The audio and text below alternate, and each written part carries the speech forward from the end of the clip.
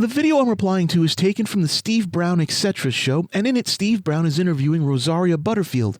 Now, for those of you who have been in the Rainbow Mafia for a long time, you might remember Rosaria as someone who promotes so-called ex-gay Christianity, and if you're old enough to remember the ex-gay church movement, then you know where this is headed.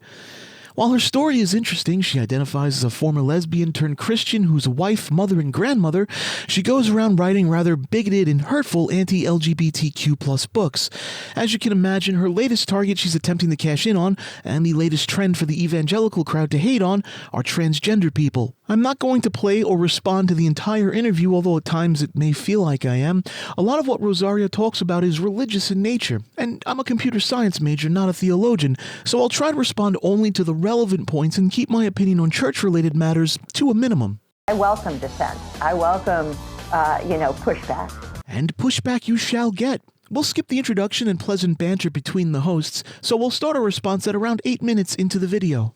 One of the things I often think about is the first part of my story often seems to be more authentic in the minds of people today than the latter part. I was apparently more authentic as a lesbian feminist activist with a lover and a platform with the gay rights community than I am today as a heterosexually married woman and a grandma with gray hair. And so that's, a question I have. If lived experience is supposedly authentic on the terms of the LGBTQ rights movement, why isn't it across the board? Since Rosaria has a history with the ex-gay Christian movement, a little history lesson is in order. You see, back in the 70s and extending even to today, the ex-gay movement has spoken quite regularly on suppressing one's homosexual nature and living according to biblical standards. This is the movement where the concept of conversion therapy really got a foothold in Christian spaces. There are so-called ex-gay Christians who, to this day, attest that they still have homosexual feelings but repress them and live in what I can only assume are loveless, empty marriages for the sake of being biblically correct. That's what Rosaria's critics mean by saying she used to live an authentic life before her conversion. She was being authentic to herself. The authenticity of her experience isn't what critics are calling into question here. The authenticity to herself is. If being gay was simply a matter of choice, as Rosaria likes to frame her life as, none of this would matter. But it's not a choice. Ex-gay Christians are still gay, they're just not being authentic to themselves. We're talking about the concept of the authentic self that, if left suppressed, can lead to self-harming actions or actions that could be harmful to other people. As a self-described former lesbian feminist activist professor, Rosaria already knows this, and she knows that it's intellectually dishonest to frame this as an attack on her heterosexual marriage and as an attack on Christianity. Skipping forward a little bit to about 14 minutes in, we'll address Rosaria's next anti-transgender talking point. I don't think they know that we live in a post-Obergefell world and that the Supreme Court decision to legalize gay rights came with something called a dignitary harm clause, which meant that it is now called a harm. It is harmful to someone if you deny their LGBTQ plus identity. So instead of dignity being rooted in the image of God, dignity is now rooted in the world, the flesh, and the devil. Wow, that's quite the word salad we've got here. We live in a post-Obergefell world whose Supreme Court decision legalized gay rights based on something called a dignitary harm clause, which means it's harmful to deny someone of their LGBTQ rights, and in doing so removes the concept of dignity from God to the world and therefore the devil. Did I get that right? I'm not a legal expert, but I'm not sure how Obergefell ties into a dignity harm clause or how it removes the determination of dignity from God to the world, or even what that's supposed to mean. The Obergefell decision is foundationally based on the Due Process Clause of the 14th Amendment, which found that states violated a plaintiff's 14th Amendment rights by refusing to recognize marriages of same-sex couples. At the state level, the decision affirms that the 14th Amendment, quote, requires a state to license a marriage between two people of the same sex and recognize a marriage between two people of the same sex when their marriage was lawfully licensed and performed out of state. Now, the decision does mention the dignity of same-sex couples multiple times, but there's no specific dignity harm clause or even measurement of what dignity is. The decision doesn't even suggest that there should be penalties for dignitary harm. Rosaria here is likely dishonestly conflating the philosophical reasoning given in the majority decision with an imagined dignitary harm clause. The decision itself recognizes the harm caused by denying recognition and equal treatment of same-sex couples. To wit, their hope is not to be condemned to live in loneliness, excluded from one of civilization's oldest institutions. They ask for equal dignity in the eyes of the law. The Constitution grants them that right. The decision is about the recognition of rights and the harm caused by denying those rights.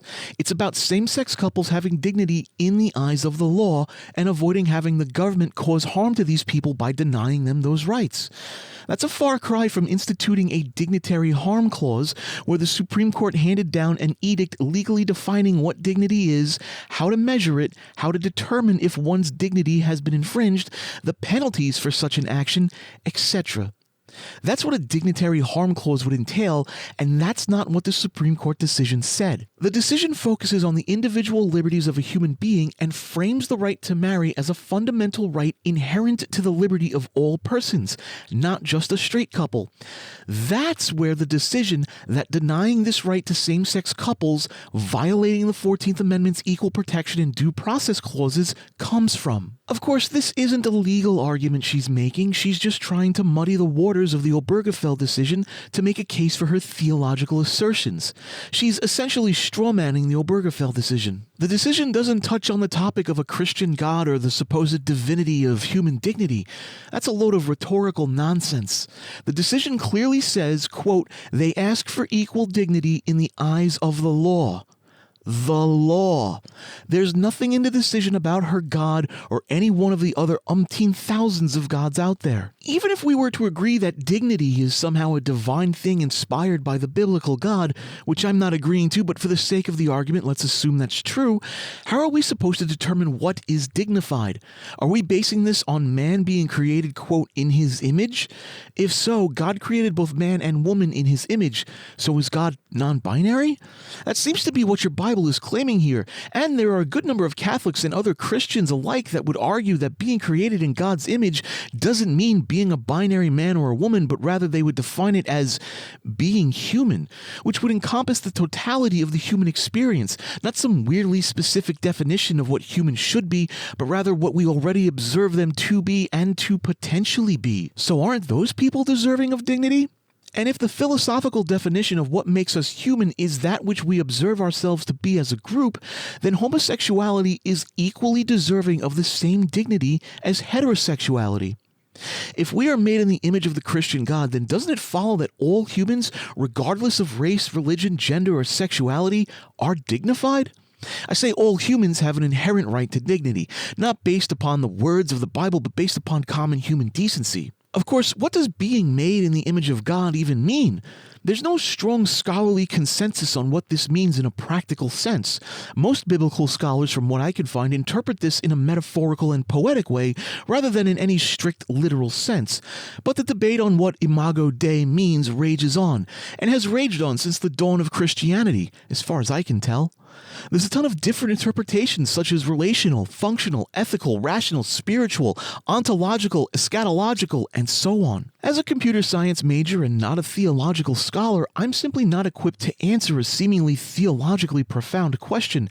And as a former director of undergraduate studies in English, I doubt Rosaria is qualified to answer such a question as well. So, disregarding that unanswered question, what if we were to simply decree that God is not both man and woman, but is man or woman? Well, that just opens up a whole new can of worms. For example, what does the masculine or feminine God look like? How would one conceptualize it? Is she considering our modern-day understanding of men and women as both being equal human beings? Or is she applying ancient humanity's understanding of women to just be incomplete men, since that's what the authors of Christian scripture would have understood women to be? Does she view transgender women as defiling God's masculine form, but applaud transgender men for attempting to attain a more perfect form? Ultimately, this is why I study computer science and I'm a software engineer in my day job. Questions this open-ended always cause an endless debate of circular arguments. If you study theology, you need to study it from both modern and historical lenses. If you don't, and you only study it from the point of view of your sect, you end up with an extremely warped, one-sided view of what your own religion has to say on numerous topics. And it's this black and white viewpoint that I'm fighting against here. To have an intellectually honest discussion about things such as LGBTQ plus rights, you must be open-minded. Anything else results in being completely dishonest. And then along with that, we live post-Bostock, which is the Supreme Court decision that put LGBTQ plus into the 1964 Civil Rights Act. And what did that do? That prompted the Biden administration to redefine Title IX so that biological men can now play in women's sports, and to create something called anti-bullying legislation, which is in every government school by federal mandate, that really teaches transgender ideology as an anti-bullying position. Okay, so there's a lot more to unpack here, and unless you know what she's talking about or have been indoctrinated into the evangelical cult of Christianity, it's going to sound like a bunch of conspiracy word salad. Rosaria here is once again dishonestly conflating a Supreme Court decision, the Bostock decision of 2020, where the Supreme Court of the United States held that discrimination of sexual orientation is covered under the Civil Rights Act of 1964, with the Biden administration's enforcement of Title IX of the Education Amendments of 1972 and anti-bullying laws. As far as the Biden administration redefining Title IX, first, that's practically impossible for the executive branch to do. The president can't redefine laws that Congress passed. But I guess in Rosaria's black and white authoritarian view of the world, the president can just do whatever the hell he wants. Rosaria's likely referencing here is Executive Order 13988, titled Preventing and Combating Discrimination on the Basis of Gender Identity or Sexual Orientation.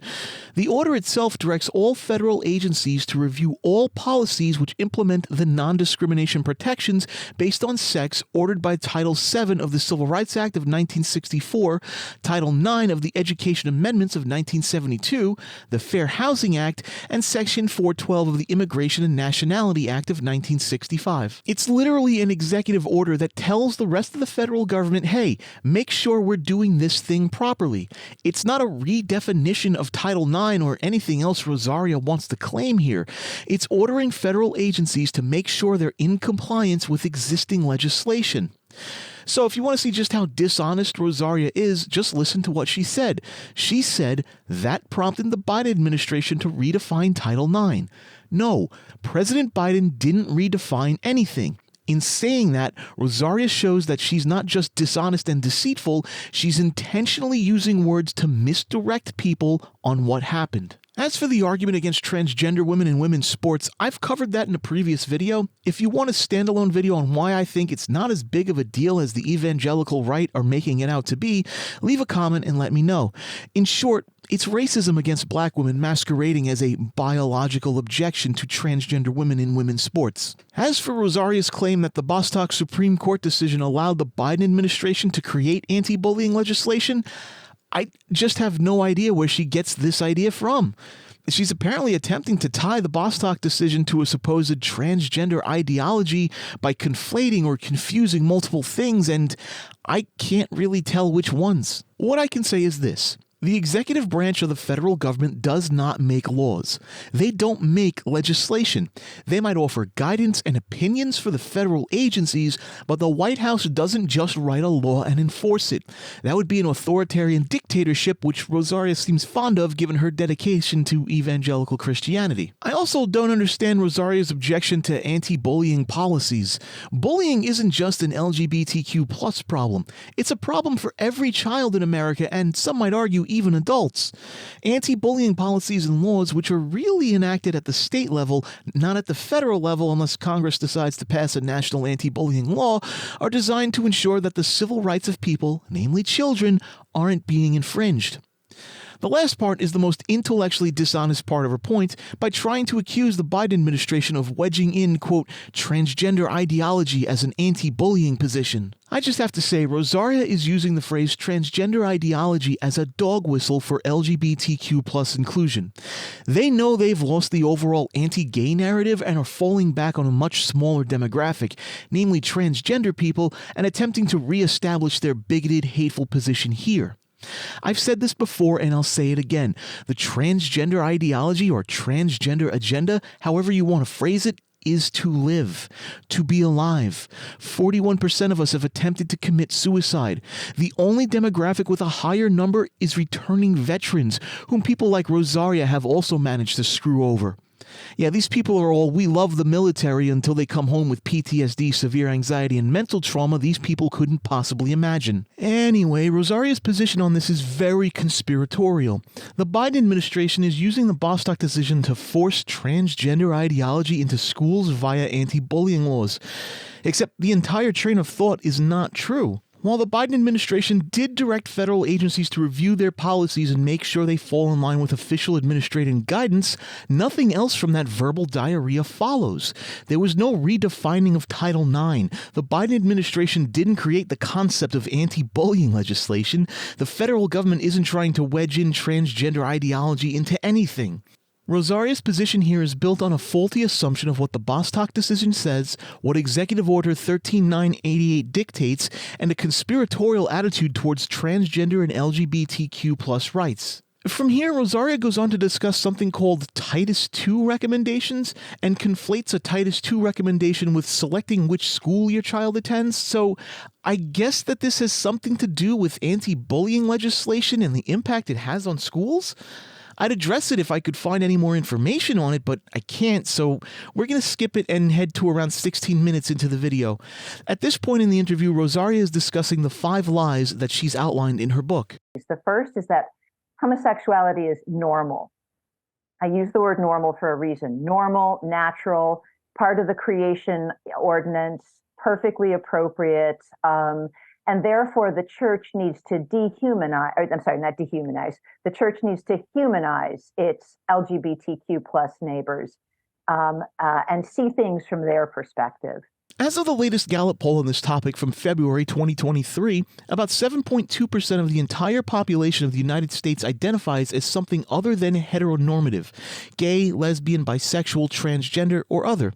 At 332 million people, that's roughly 23.9 million people that identify as anything other than heteronormative. How can you sit there with a straight face and seriously say that it's a lie to call homosexuality normal when an estimated 23.9 million people in this country identify as anything other than heteronormative? By saying homosexuality is not normal, Rosaria Butterfield is literally dehumanizing 23.9 million people. These are human beings with hopes and dreams who want to live life and just try to be happy. Saying that homosexuality isn't normal isn't just ignorant and hateful, it's pure, unadulterated evil. Dehumanizing people is wrong, but dehumanizing people at this scale is utter madness. The second lie is that pagan spirituality is kind. We can learn from the anagram and other things like that. We need to incorporate that. We need to put Jesus on that coexist bumper sticker because biblical Christianity is harsh. The way that Peter Jones has put it, I think this is absolutely right, is that biblical Christianity is binary and anti-biblical Christianity, paganism, is non-binary. I know I said I wouldn't discuss much of the theological side of this conversation, but does Rosaria mean the Enneagram? That weird thing that caught on in Christianity in the 90s? I only know about it because I was an altar boy back then, and between bouts of being a priest sex doll, and no, that's not a joke, humor is just how I deal with trauma, I remember the other altar boys playing around with the Enneagram because the nuns called it witchcraft and a pagan ritual, and some of the other altar boys thought it could predict your future. Is that still a thing in Christianity? The third is that feminism is good for the church and the world. And with feminism, this idea that there really is a difference between your biological sex and your cultural gender, and that sex-gender distinction needs to be separate and clear and promoted from the ends of the world. This appears to be a fallacy of oversimplification. Feminism as a whole is a broad and complicated movement with a wide range of perspectives and theories regarding gender, sex, and the relationship between the two. Generally, you'll find that feminists will argue that the cultural roles of gender are constructed by society based around your sex, but are not intrinsically linked to biological sex and can vary greatly across cultures and time. But you'll find that not every branch within feminism agrees with this distinction and may classify gender in a different way. My point being that different branches of feminism touch on the concept of a difference between sex and gender and come to wildly different conclusions. Feminism itself doesn't universally advocate for a clear distinction between biological sex and social gender. Rosaria appears to be ignoring the effects that feminist theology have had on the church and the ways in which feminist thought have enriched Christian thinking. For example, feminist theology is the force behind pushing for Christians to adopt female pastors and priests and allowing Christianity to highlight the dignity of women and promote equality for women, as opposed to continue to hold on to outdated concepts of women somehow being less than and subservient to men. Rosaria here appears to be advocating for a specific interpretation of biblical absolutism, which makes me suspect she's an evangelical Calvinist, which is, in my opinion, one of the most intellectually dishonest positions a person can take. The fourth is that transgenderism is a normal gender variant for some people, and therefore we should be allowing things like the castration of minors under the name of the 14th Amendment. We should be promoting social transitioning in kindergarten and up, and we should be allowing cross-sex hormones and surgery for anyone who wants it. I've said this in all of my videos prior to this, and I will say it again. Transgenderism, as used by people like Rosaria, is a slur. The term transgenderism was used to classify being transgender as a mental illness. Transgender people are not mentally ill, and discussing it in such a way is both distasteful and dishonest. The reason transgender people are no longer classified as being mentally ill is because once we started treating transgender people not as having a mental illness, but as having a physical ailment, transgender people's lives started to drastically improve. We started to see happiness numbers in polling increase, while simultaneously seeing suicide rates decrease. Using the word transgenderism here is an intentional attempt by dishonest people like Rosaria Butterfield to correlate transgender people with being mentally ill. We are not mentally ill. We have a physical ailment called gender dysphoria. With that out of the way, this is just a bold-faced lie by Rosaria here. She's been good at conflating the truth to make her propaganda slide under the radar right up until this point. She's calling gender-affirming surgeries castration, which is, right off the bat, transphobic. Gender-affirming surgeries are not violent male castrations. Yes, some surgeries may involve castration, but not in the way Rosaria is attempting to imply to her audience here. Additionally, both men and women receive gender-affirming surgeries, so why the focus on castration? No moral, ethical surgeon is performing gender-affirming surgery on minors without their parents' or guardians' permission. None. You're not going to get a surgeon to perform surgery on a minor without some legal permission from a parent or guardian. And if that happened, that surgeon would be headline news for weeks, and literally everyone in the LGBTQ+ community would have their eyes glued to MSNBC watching the trial unfold. And yes, we should be telling children in kindergarten that there is nothing wrong with socializing and interacting with other children of a different gender identity, and that if you're a girl that feels happier playing with the boys in class, then you should go and play with the boys. And we should be telling the boys that it's okay if a girl wants to play with you, because being happy is more important than being a bitter old judgmental prick. Because that's literally all social transitioning is for kids. It's playing with kids of another gender, exploring the world and figuring out what makes you happy. In fact, before puberty, the only thing that is recommended is an attempted social transition, and if the child is really enjoying their social transition, getting them to use puberty blockers so they don't develop the body they would eventually grow to hate. Finally, should we be allowing anyone to start a hormone replacement therapy regimen and get gender-confirming surgery? Yes, of course we should. Do you know why? Because average people don't seek these things out. The average healthy cisgendered person doesn't constantly debate with themselves what gender their body is supposed to be. They don't tell themselves they would have been happier as a girl or a boy. Normal cisgendered boys don't look at pictures of women and wish they had a feminine figure. Normal cisgendered girls don't look at men and long to have big muscles and facial hair. Please, if any of what I just said resonates with you, then you are transgender. You may not find that you need to go on hormone replacement therapy or get gender-confirming surgery, but you should absolutely speak to a professional therapist or psychologist that specializes in LGBTQ plus issues. And the fifth is that modesty is an outdated norm that holds women back and supports patriarchy. Now, I'm really just including this here for completeness, as I think Rosaria has already outed herself as a dishonest interlocutor, especially with her blatant lying in her last point. But if you're watching this and wondering how modesty holds women back and supports patriarchy, body policing, body shaming, and sexualization disproportionately affects women in this country. The concept of modesty, which is more rigidly enforced against women than men, perpetuates the notion that women's bodies are inherently sexual and must be covered to prevent provoking quote-unquote men. It's how you end up getting pastors that proclaim from the pulpit that if he's on the jury for a rapist's trial and he sees that you dressed in a way he deems to be inappropriate, in this case for the morally reprehensible act of wearing shorts, he would guarantee that the rapist would go free because, quote, a man's a man, unquote. This mentality can and does lead to people thinking of women as property rather than people. Just look at the Arab world and tell me men in Saudi Arabia don't treat their women like some kind of pet. It's disgusting. Part of what the gay rights movement wants to do is part of what I did for years, and that's make homosexuality look wholesome. Make it look like it's all great. What's your problem, you bigot? Don't you see I'm happy? But there's absolutely nothing wholesome or safe about either homosexuality or transgenderism. Well, if it wasn't for bigots like Rosaria Butterfield, being a homosexual person or a transgender person, or a homosexual transgender person, would be just as safe as being cisgendered. Okay, I know that's not what she meant here, but without more context, I would only be attacking a straw man of her argument. So instead of attacking her statement directly, I'll simply address two concepts that are implied here. The concept of something being wholesome is entirely subjective.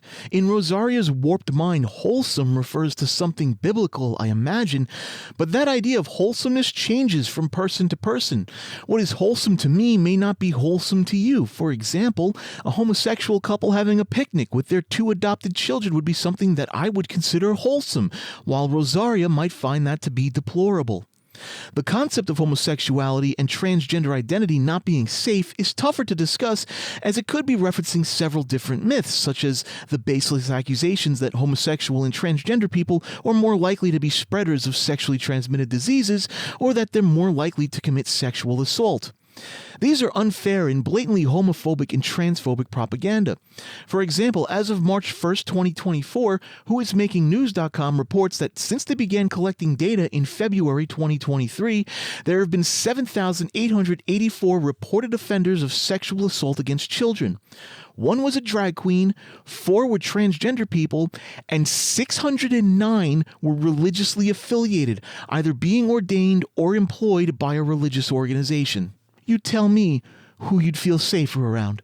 As you touch on transgenderism, one of the things you mentioned is that the sin of transgenderism is actually the sin of envy. Would you kind of expand on that? Yeah, absolutely. And you could say something really similar to homosexuality. So let me combine the two of them, if that's okay for a moment. Mm-hmm. Both homosexuality and transgenderism are an attack against the created order. They are an attack against what God calls good.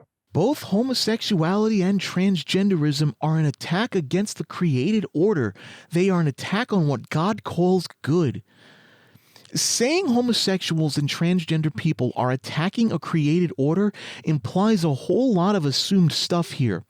It implies that the world was created with a specific order. It implies what that specific order is. It implies some inherent knowledge of a God being and its intended will. And most importantly, it implies that both homosexuals and transgender people, by default, are intentionally doing what they do to consciously attack this assumed created order. There are many false and misleading assumptions in that statement. The foremost that comes to mind is that Rosaria is implying that being a homosexual or transgender person is a choice. Framing one's sexuality or gender identity in such a way that it is an active choice rather than a state of being implies that these people are choosing to behave in a certain way and could just as easily choose to behave in a different way. It's implying agency in a decision to act. In my experience and the experience of millions of other homosexual and transgender people around the world, that statement is simply not true. Nobody chooses to be an oppressed minority. Nobody chooses to be homosexual or transgender. You just are. Heck, Rosaria's own ex-gay movement betrays her wording here. Many of the ex-gay Christians still admit to having homosexual desires, even after converting to evangelical Christianity. Those people did not choose to be homosexual, just as I suspect Rosaria didn't choose to be a lesbian.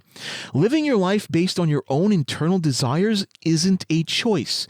It therefore cannot be considered an attack, which is a conscious decision. If you assume there is a God, and if you assume there is a created order, and if you assume that homosexual and transgender people violate that created order, and if you assume you know your tri-omni God's intentions, then at most what you can say about homosexual and transgender people is that they're a departure from the created order, or a variation to the created order. It's dishonest to call it an attack. Calling it an attack implies agency and intentionality in a decision, which dishonestly attributes both a biblical belief to people who may not share that worldview and dishonestly attributes an intent to attack that worldview to the other person. Further, this kind of rhetoric only serves to foster an us versus them mentality among her constituents. By framing the lives of LGBTQ plus people as a choice rather than a trait inherent to their being, it defines them as being somehow fundamentally different. This othering, to borrow a phrase from sociology and psychology, serves only to marginalize and dehumanize an already marginalized and oppressed group of people. The only purpose for using wording like this is to create a mental separation between LGBTQ plus people and Rosaria's constituents so that they may proclaim we are distinct from and better than them. Now, with transgender, I mean, what we used to say in the gay rights movement is that being gay means who you want to go to bed with. Being trans means who you want to go to bed as. Now, in some ways, the envy and the violation of the 10th commandment is I think, very, very persistent, very clear in transgenderism, because, quite clearly, you are not to desire your neighbor's wife, and you're not to desire your neighbor's sexual anatomy. Rosaria's statement here is simply wrong and a horrible misrepresentation of what transgender people experience when they look at people of their identified gender. As a transgender woman, I don't covet another person's body. When I look at other women, I see other women. When I look in the mirror, I see an incongruence between my mental self and my actual self. There is no coveting or envy of another woman's body or bodily parts. I don't fantasize about having or possessing another woman's body.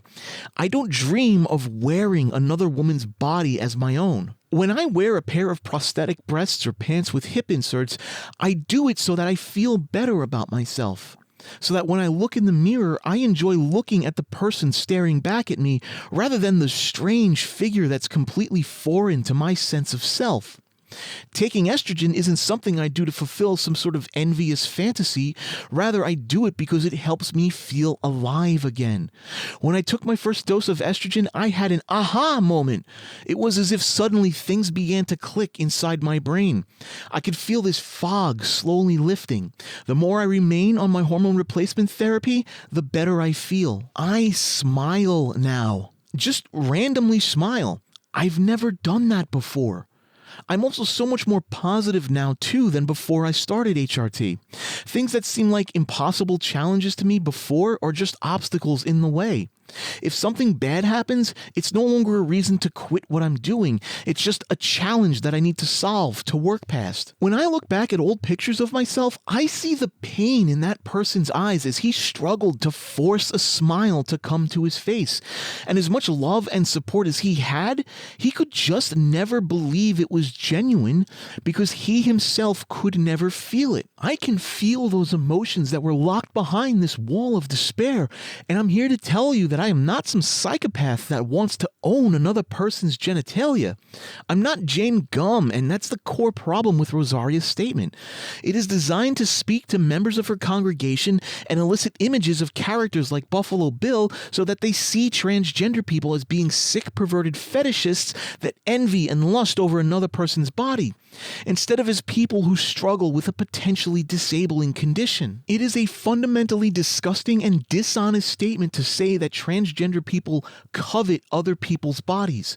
It's a statement designed not to enlighten people about the plight of living with gender dysphoria, but to paint a terrible mental image so that Rosaria can feel justified in her horrible behavior towards homosexual and transgender people. Her next statement about homosexuality involves a specific interpretation of concupiscence as well as a specific interpretation of the 10th commandment, and as that homophobia is rooted in her theology, I won't address it.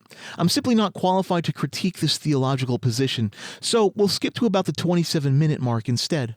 Now, we know Christians don't throw anybody away, so we understand that this side of the fall, there will be people who are hormonally at odds with their bodies, that there are people who's, even a small percentage of people who are intersex. We are not suggesting that there is no medical side to this conversation. We're just not saying that mutilating your body is the solution to it. Both transgenderism and, I believe, homosexuality often come with some pretty profound mental anguish, including mental health, what they would call comorbidities. Not all, but some. Certainly most with transgenderism.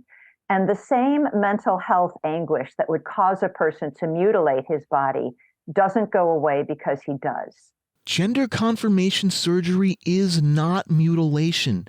It is a procedure in which your body is brought into closer alignment with one's own mental mapping of their body, thus helping to alleviate the stressor of gender dysphoria. Additionally, transgender people having a higher rate of mental disorder comorbidities is more closely related to untreated gender dysphoria.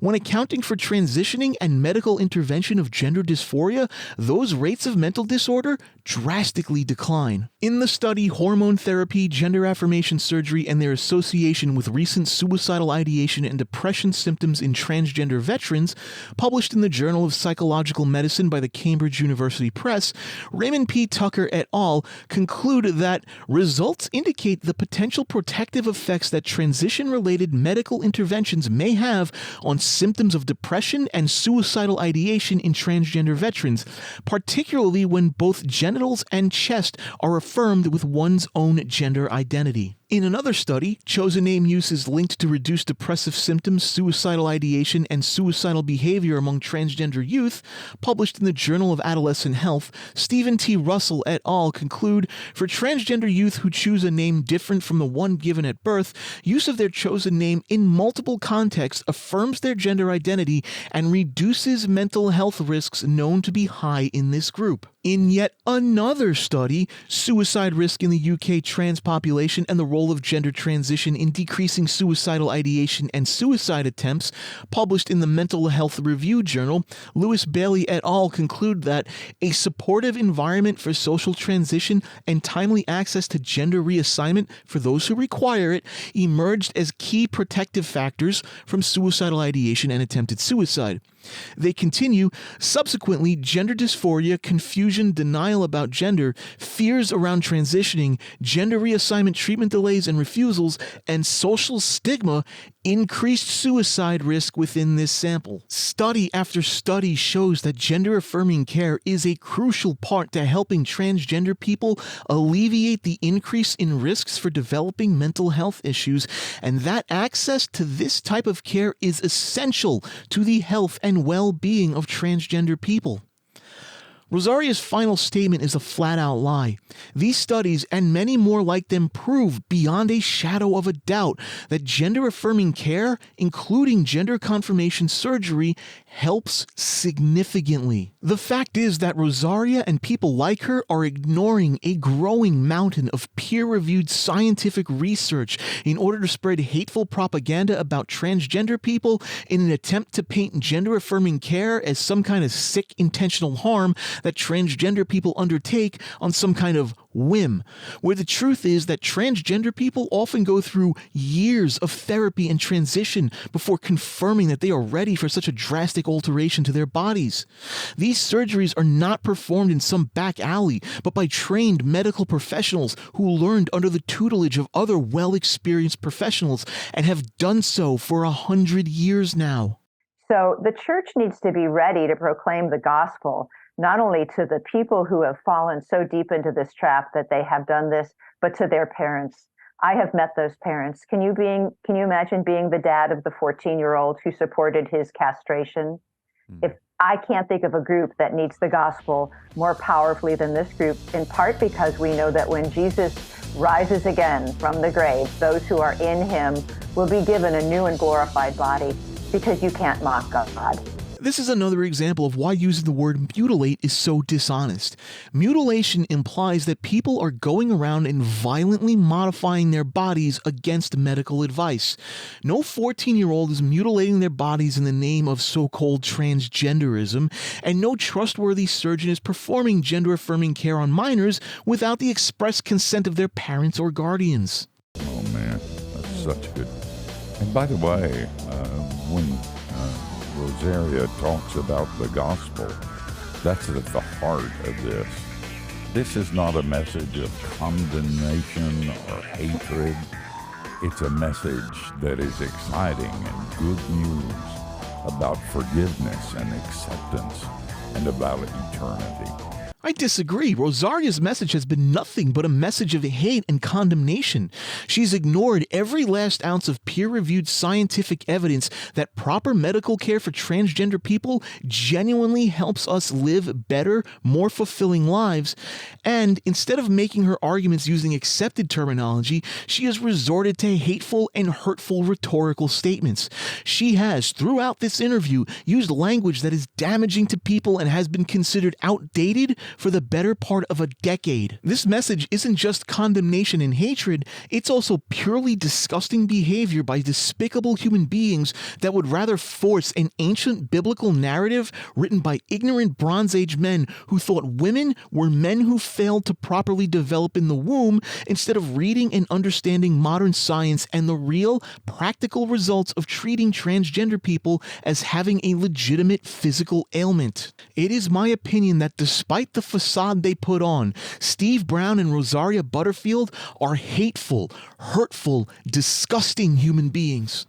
I tend to resort to that statement where we say, well, we're just going to have to agree to disagree on things, because you don't want to be offensive. You want to be sure that you're being biblical and Christian and all of that, but not agree with things that you think are biblically incorrect. And the person with whom we were speaking that day said very clearly that there are moments where that is just simply not a good response, because there are things that we cannot agree to disagree about, because there are things that are absolutely wrong. And as I look at these three scenarios, the one that I personally think has done the best with the situation is the family that's dealing with the transgender issue. And they have, for the most part at this point in time, lost this relationship. And not because they've been harsh, but because they have tried to love their now son,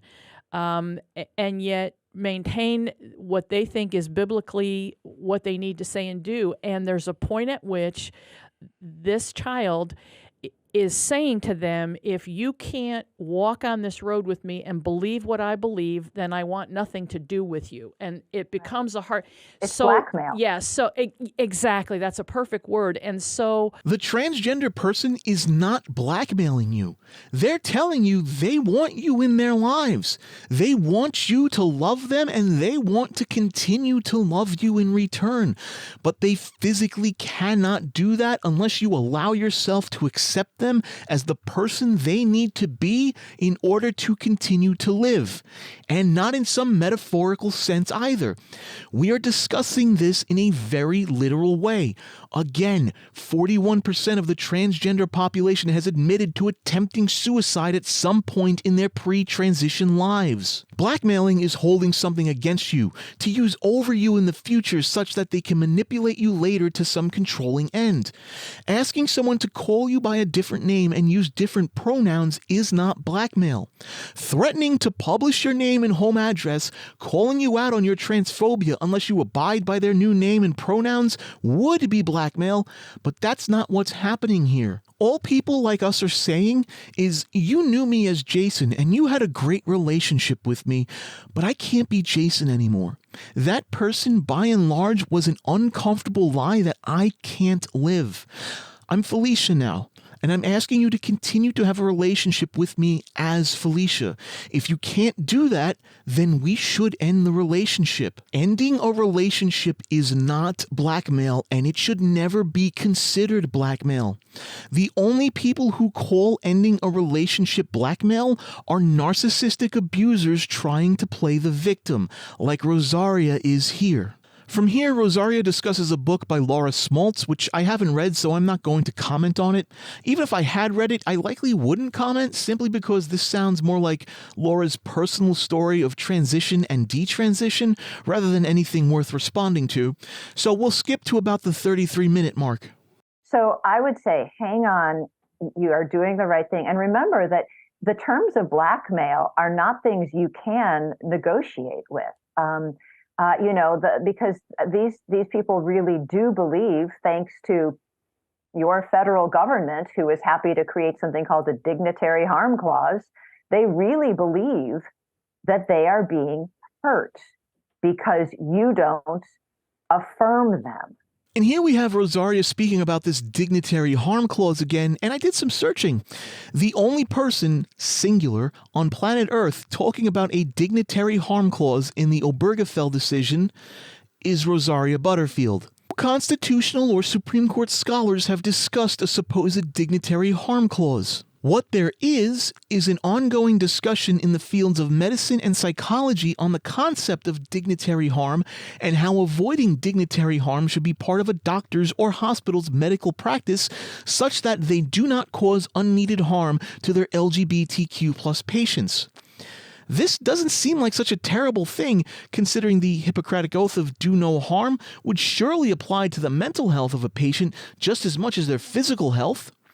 I suspect the idea of a dignitary harm clause is propaganda invented by Rosaria to sell books to her incited, bigoted audience. Also, I do acknowledge that dignity is a huge factor in the Obergefell decision, but the fact that dignity is such a huge aspect of the Obergefell decision is because states like to tie certain rights and privileges to marriage licenses.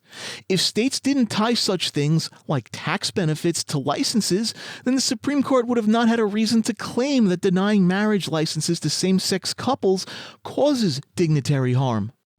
Your affirmation is the oxygen that the gay rights movement believed that it needs. Now, wouldn't it be more loving to actually deny them the Kool-Aid and start giving them the truth in privacy, in love, not in a public showdown, not in a vitriolic Twitter spat. And then their therapist will say things like, well, come on, Mom, would you rather have a dead son or a living daughter? And, that's where parents, especially Christian parents, we realize, well, actually, we do want our children dead to sin. And this right here is the crux of my problem with Rosaria Butterfield. Even in her own straw man of a hypothetical question of do you want a dead son or a living daughter, Rosaria cannot come up with a more compassionate answer than we want our children dead to sin. Her entire response to this hypothetical situation really underscores the kind of sickness that pervades Rosaria's thought patterns. She could have said something like, I'll pray for you to turn away from sin, but she didn't. In her own hypothetical scenario, she chose to say that she would rather have her child dead to sin. I know I'm going to get some Christians in this comments who are going to try and point out that being dead to sin isn't the same thing as being physically dead. Well, in this case, you're wrong. In this quote, Rosaria has placed priority on scripture over the mental and physical well-being of her own hypothetical child. And as I have pointed out numerous times in this video, transgender people are 40 times more likely to attempt suicide than the national average. And I've provided study after study that shows that gender affirmation helps lower the risk of suicide by a not insubstantial amount in the transgender population. So yes, Rosaria saying she wishes her child was dead to sin instead of supporting that child's decision to transition is, in fact, saying she wishes her child was dead. Adding to sin at the end of that diatribe of hatred doesn't make it any better. It doesn't hide the fact that Rosaria is a narcissistic, hateful, bigoted person with no sense of empathy or compassion for her fellow human. Adding to sin at the end of that phrase is about as disingenuous as saying, I hope you die in Minecraft. And it really undermines the facade of Rosaria and people who think like her as being good, loving Christian people. And actually, we want them to cut something off, not body parts, but sin, the violation of the 10th commandment. And so I would just say, you cannot control anybody else. I wish you could. I wish I could. We have zero control over anybody else, but you can control yourself. Another very good book to read is Marian Grossman's Lost in Trans Nation. In it, she talks about how she used to think 25 years ago that using transgender pronouns was helpful simply because you didn't want to escalate a crisis. But she now realizes in a world that moves you so quickly from social transitioning to cross-sex hormones to surgery, that is absolutely dangerous, that is the gateway drug. You must not do it. You need to do everything to avoid getting on that. And that's why when, again, side B gay Christians want to say, oh, come on, Rosaria, you're just an old cranky grandma. And I am. That's okay. You're right on that one. But when they say it's just vocabulary, no, it's not. Because people don't lose their jobs for vocabulary. It's ideology. And that is why teachers lose their jobs for not using transgender pronouns. Anytime, vocabulary comes with a civil mandate, it's not just words. I think in this case, Rosaria is referencing Peter Vlaming v. West Point High School, although she doesn't explicitly state it. In that case, Peter Vlaming refused to address a transgender boy in his class with he/him pronouns, instead avoiding using pronouns at all when referencing the student. After a complaint and several warnings, he was told that he needed to address the student using he/him pronouns or he would be fired. The teacher refused, the school fired him, and the ADF is spearheading the lawsuit against the school, arguing that his firing violated his free speech and free exercise rights under the Virginia Constitution and RFRA. What Rosaria and people who share her view fails to mention in her disgusting anti-transgender rhetoric is the fact that the school district has a policy that requires K-12 public school teachers to address transgender students in a non-discriminatory manner during class instruction. By refusing to use any pronouns when addressing the student, the teacher discriminated against the student. The only way to not see this as discriminatory is if you do not view transgender people as humans worthy of being shown a base level of respect and dignity. That's really what this boils down to for Rosaria and many like her.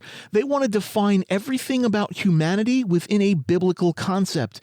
And if what human beings do doesn't match their concept of biblical literalism, then they redefine them as not human and thus not worthy of things like compassion, kindness, and dignity. And this mentality is reflected in Rosaria's earlier statement in that clip. You can't control anybody else. I wish I could. This isn't a loving, kind, or even compassionate statement. It's a statement of hatred and vitriol towards people who don't act the way you deem fit. Wishing to control people is a failure to acknowledge the sovereignty of the individual. From Rosaria's worldview, the individual has no sovereignty. That sovereignty belongs to her God of the Bible. It's a deeply disturbing and troubling worldview, and I hope that one day Rosaria sees just how damaging her way of thinking actually is. So again, Christians need to know the times and know that the Lord loves your prodigal child. That is a prayed for child. And Christian parents never for a minute deny the power of what it means to be praying for your prodigal. That's where the power is. It's not in the blackmail that the child or the gay rights movement wants to throw in your face. That's a smokescreen, and you're not to buy it. But this is a spiritual battle, and it's a really hard one, and you need support. You need help. So we close on this last thought by Rosaria, and of course, she closes speaking like a true abuser. Those gay rights activists that are trying to improve their lives and help to bring the suicide rate of transgender people down, they're the bad guys. Those people trying to bring awareness to the existence of transgender people and normalize them so society doesn't pick on them and use them as a political bargaining chip, they're the bad guys. But you, doing everything you can to keep those people out of public view, kept swept under the rug, denied basic rights, mocked, abused, hurt, and murdered daily, you who is doing everything you can to keep the suicide statistics 40 times higher than the control group in every way possible by ignoring scientific literature and continuing to cause actualized harm to human beings in need of compassion, empathy, and love, you're the real victims here. If you get anything out of this 9,000-word diatribe of mine, it's this. Transgender people are human beings who have a real physical ailment. Being transgender is not a mental illness, and it's not something you can just wish away. Gender dysphoria is a real clinical problem whose range of treatments includes social transitioning, hormone replacement therapy, and gender confirmation surgeries. Thank you for watching the video all the way to the end. If you have a different opinion, leave a comment and let me know.